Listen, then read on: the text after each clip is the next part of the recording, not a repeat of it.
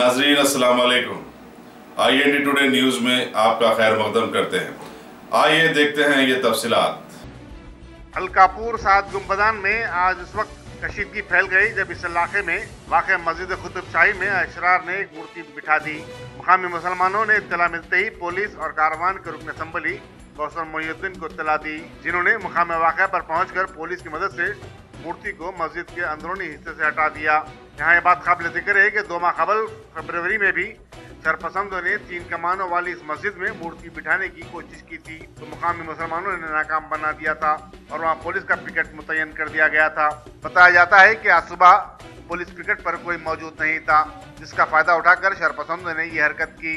शर्मनाक बात यह है कि इस मस्जिद के अंदरूनी हिस्से में शराब की बोतलें भी पाई गईं, जिससे ये पता चलता है कि गैर समाजी अनासिर इस मस्जिद की अरसे से बेहुरमती कर रहे हैं। हिंदुता से ताल्लुक रखने वाले शरपसंद वक्फे से ऐसी हरकतों से शहर में माहौल खराब करने की कोशिशों में मसरूफ है और इनका निशाना ऐसी वीरान और गैर आबाद मसाजिद हैं। काश मुसलमान ऐसी मसाजिद को दोबारा आबाद करने के अमल में लग जाएं और नमाज कायम करें, तो शरपसंदों को ऐसी हरकतों का मौका ही नहीं मिलता।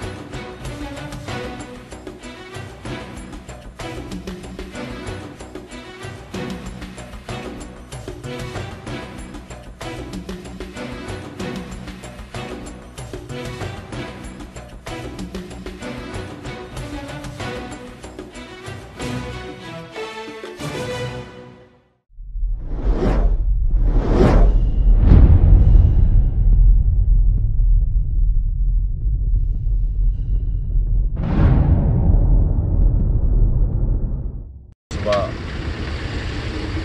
7 या 8 बजे के दरमियान में 7 गुम्बद अलकापुर की रोड पर जो कुतुब शाही दौर की जो मस्जिद है, उस मस्जिद के अंदर एक मेंबर के करीब में मूर्ति लगाकर नारियल और वहाँ पर शराब के भी बॉटल रखे गए।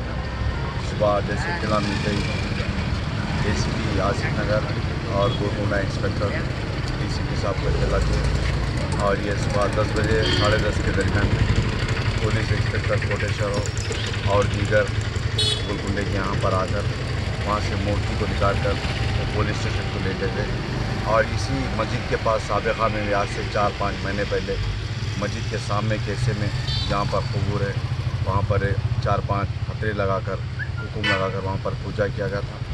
उस वक़्त भी हम इंस्पेक्टर आसिफ नगर और ACP दीगर ऑफिसरों को इत्तला दिए थे। वक्फ के चेयरमैन साहब और CO और दीगर ऑफिसर भी आए थे।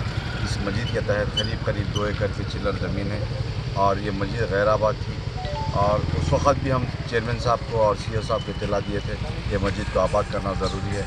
यहाँ पर लोगों नाजायज़ लैंड ग्राबर की नज़र है इसके ऊपर और हम ये भी प्रपोज़ल दिए थे कि यहाँ पर एक माइनॉरिटी स्कूल कायम किया जाए जो वक्फ की ज़मीन है।